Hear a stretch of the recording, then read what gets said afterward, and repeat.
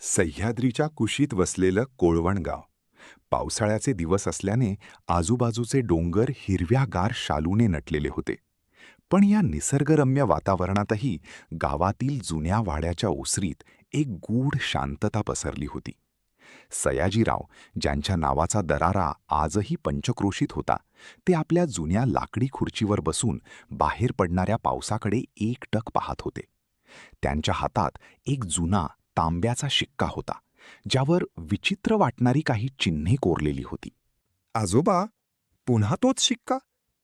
सयाजीरावांचा नातू ईशान, जो शहरात इंजिनिअरिंग करतो, त्याने विचारले.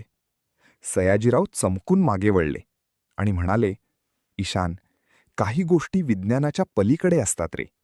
हे दैवत आपल्या घराण्याची राखण करत आलंय. पण आज मला काहीतरी वेगळं जाणवतंय. काय जाणवतंय? ईशानने कुतूहलाने विचारले. कुणीतरी येतंय, जे या भूमीचं नाही, पण ज्याचा या दैवताशी जुना संबंध आहे, सयाजीराव गंभीर आवाजात म्हणाले. तितक्यात वाड्याच्या महाद्वारावर कुणीतरी जोरात धडक दिली. पाऊस धो धो कोसळत होता. ईशानने दरवाजा उघडला तेव्हा समोर एक तरुण उभा होता. अंगावर रेनकोट, हातात एक जुना नकाशा आणि डोळ्यात एक अनामिक भीती. माझं नाव आर्यन. मला या गावातील काळभैरव मंदिराचा रस्ता हवा आहे, तो तरुण धापा टाकत म्हणाला. हे ऐकताच सयाजीराव खुर्चीतून ताडकन उभे राहिले. काळभैरव मंदिर हे गावाच्या अशा भागात होतं जिथे सूर्याचा प्रकाशही पोहोचायला घाबरत असे. गावकरी त्याला प्रतिबंधित क्षेत्र मानत. रात्रीच्या वेळी तिथे जाणं म्हणजे मृत्यूला आमंत्रण देणं आहे. सयाजीराव ओरडले आणि दरवाजाजवळ आले. आर्यनने आपला खिसा चाचपला आणि एक जुनी चिठ्ठी काढली. ती चिठ्ठी पाहताच सयाजीरावांचे हात थरथरू लागले. त्यावर त्यांच्याच पूर्वजांची सही होती. हे शक्य नाही. हे गुपित तर 100 वर्षांपूर्वीच गाडलं गेलं होतं. सयाजीराव स्वतःशीच पुटपुटले. बाहेर विजांचा कडकडाट झाला. काळभैरवाच्या डोंगरावरून एक विचित्र गर्जना ऐकू आली. ती प्राण्याची नव्हती की माणसाची. ते काहीतरी वेगळंच होतं. दैवत जागं झालं होतं. वाड्याच्या जुन्या भिंती विजांच्या कडकडाटाने हादरत होत्या. आर्यनच्या हातातील ती जुनी चिठ्ठी सयाजीरावांनी हातात घेतली. कागद इतका जुना झाला होता की तो स्पर्श करताच फाटतो की काय अशी भीती वाटत होती. त्यावर मोडी लिपीत काहीतरी लिहिलं होतं आणि खाली एक रक्तासारख्या लाल शाहीने उमटवलेला अंगठा होता. हे माझ्या पणजोबांचं अक्षर आहे, सयाजीराव श्वास रोखून म्हणाले. त्यांनी लिहिलं होतं की जोपर्यंत हे दैवत जमिनीच्या पोटात शांत आहे, तोपर्यंत कोळवण सुरक्षित आहे. पण ज्या दिवशी बाहेरील रक्त या भूमीला स्पर्श करेल, त्या दिवशी साखळ्या तुटतील. ईशानने आर्यनकडे संशयाने पाहिलं. तू कोण आहेस आर्यन? आणि तुला हे मंदिरच का शोधायचंय? आर्यनने आपला ओला झालेला चेहरा पुसला. माझे वडील पुरातत्व विभागात होते. 3 महिन्यांपूर्वी ते याच परिसरात एका संशोधनासाठी आले होते आणि अचानक गायब झाले. त्यांच्या डायरीत या मंदिराचा आणि एका गुप्त धनाचा उल्लेख होता. मला वाटतं ते तिथेच कुठेतरी अडकले आहेत. सयाजीरावांनी विरोध करूनही ईशान आणि आर्यनने रात्रीच मंदिरात जाण्याचा निर्णय घेतला. सयाजीरावांनी त्यांना जाताना एक जुनी कंदील आणि एक पितळी कडा दिला. हे सोबत ठेवा. काळभैरवाच्या रानात दिशाभूल झाली तर हा कडा तुम्हाला मार्ग दाखवेल. दोघेही पावसाच्या जोरदार माऱ्यात वाड्याबाहेर पडले. गावाच्या वेशीनंतर सुरू होणारं जंगल भयाण होतं. उंच झाडं वाऱ्याने हलताना जणू काही राक्षस हातवारे करत असल्यासारखे वाटत होते. चालता चालता अचानक आर्यन थांबला. ईशान, ऐकलं का तू? काय? कोणीतरी हसतंय. ईशानने कानोसा घेतला. पावसाच्या आवाजाव्यतिरिक्त तिथे फक्त रातकिड्यांचा किरकिर आवाज येत होता. पण अचानक झाडांच्या आडून एक सावली वेगाने पळाली. ती सावली माणसाची नक्कीच नव्हती. ती खूपच उंच आणि लवचिक होती. तासाभराच्या पायपिटीनंतर घनदाट झाडीतून ते प्राचीन मंदिर दिसू लागलं. मंदिराचे शिखर कोसळलेले होते आणि त्यावर वडाच्या पारंब्यांनी विळखा घातला होता. मंदिराच्या प्रवेशद्वारावर 2 मोठे पाषाणी सिंह होते, ज्यांचे डोळे रात्रीच्या अंधारातही चमकत असल्याचा भास होत होता. जसे त्यांनी मंदिरात पाऊल टाकलं तसा बाहेरचा पाऊस अचानक थांबला.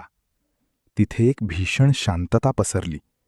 गाभाऱ्यातून एक मंद, पिवळसर प्रकाश बाहेर येत होता. तिथे कोणीतरी आहे, आर्यन ओरडला आणि गाभाऱ्याकडे धावला. ईशानने त्याला थांबवण्याचा प्रयत्न केला, पण आर्यन आत शिरला होता. ईशान मागे धावला, पण गाभाऱ्यात जे दृश्य होतं ते पाहून त्याचे पाय जमिनीला खिळले. गाभाऱ्यात मूर्ती नव्हती. तिथे जमिनीवर एक मोठा खंदक खोदलेला होता आणि त्यातून तो पिवळसर प्रकाश येत होता. खंदकाच्या काठावर आर्यनचे वडील बेशुद्धावस्थेत पडले होते आणि त्यांच्या भोवती काही विचित्र आकृत्या मंत्रोच्चार करत होत्या. त्या आकृत्यांनी मागे वळून पाहिले. त्यांचे चेहरे माणसासारखे नव्हतेच. गाभाऱ्यात उभ्या असलेल्या त्या आकृत्यांनी जसे मागे वळून पाहिले तसे ईशानच्या अंगावर काटा आला. त्यांचे डोळे पूर्णपणे पांढरे होते आणि अंगावर प्राण्यांसारखे दाट केस होते. ते गावातील लोक नव्हते, तर पिढ्यानपिढ्या त्या मंदिराच्या अंधारात जगलेले रक्षक होते. त्यांच्यातील एकाने हातात एक धारदार खंजीर धरला होता आणि तो आर्यनच्या वडिलांच्या दिशेने सरकत होता. बळी, शेवटचा बळी, तो आकृती घोगऱ्या आवाजात ओरडली. आर्यन आपल्या वडिलांकडे झेपावला, पण एका रक्षकाने त्याला जोरात बाजूला ढकलले. ईशानला काय करावे सुचत नव्हते. तेवढ्यात त्याला सयाजीरावांनी दिलेला तो पितळी कडा आठवला. त्याने खिशातून तो कडा काढला. तसा त्यातील पिवळसर प्रकाश अधिक प्रखर झाला. ईशानने तो कडा उंचावला. कड्याचा स्पर्श होताच मंदिराच्या भिंतींवरील जुनी कोरीव कामे हलू लागली. थांबा, ईशान गरजला. जसा कड्याचा प्रकाश त्या रक्षकांवर पडला तसे ते वेदनेने ओरडू लागले. त्यांना तो प्रकाश सहन होत नव्हता. त्या प्रकाशात खंदकाच्या आत दडलेली गोष्ट स्पष्ट दिसू लागली. तिथे कोणतेही सोन्याचे नाणे नव्हते, तर एक अवाढव्य पाषाणी चक्र होते जे जमिनीच्या आत फिरत होते. हे दैवत म्हणजे कोळवण गावाखालील ऊर्जेचे केंद्र होते, जे या रक्षकांपासून सुरक्षित ठेवले गेले होते. आर्यन, बाबांना उचल लवकर, ईशान ओरडला. ईशानने कडा खंदकाच्या मधोमध असलेल्या एका खाचणीत बसवला. एक मोठा आवाज झाला, जणू एखादा डोंगर कोसळत असावा. पूर्ण मंदिर हादरू लागले. ते पाषाणी चक्र थांबले आणि गाभाऱ्यातील तो भयानक प्रकाश शांत झाला. रक्षक अदृश्य झाले होते, जणू ते कधी तिथे नव्हतेच. पहाटेची पहिली किरणं डोंगराच्या आत डोकावू लागली होती. ईशान आणि आर्यनने वडिलांना सावरत मंदिराबाहेर काढले. बाहेरचा पाऊस आता थांबला होता आणि पक्ष्यांचा किलबिलाट सुरू झाला होता. वाड्याच्या ओसरीत सयाजीराव त्यांचीच वाट पाहत उभे होते. ईशानला सुखरूप पाहून त्यांच्या चेहऱ्यावर एक समाधानाचं हसू आलं. आजोबा, ते काय होतं, ते लोक, ते चक्र? ईशानने प्रश्नांचा भडीमार केला. सयाजीरावांनी ईशानच्या खांद्यावर हात ठेवला.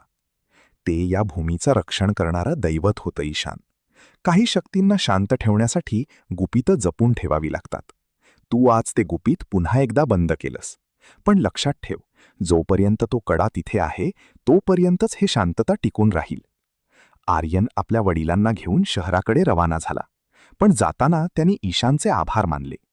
कोळवण गाव पुन्हा एकदा शांत झाले होते. पण ईशानला माहीत होतं की सह्याद्रीच्या या दऱ्याखोऱ्यात अशी अनेक दैवतं अजूनही जागृत होण्याची वाट पाहत आहेत. वाड्याच्या जुन्या खोलीत बसून ईशान आता सयाजीरावांच्या जुन्या पोथ्या वाचू लागला होता, एका नवीन रहस्याच्या शोधात.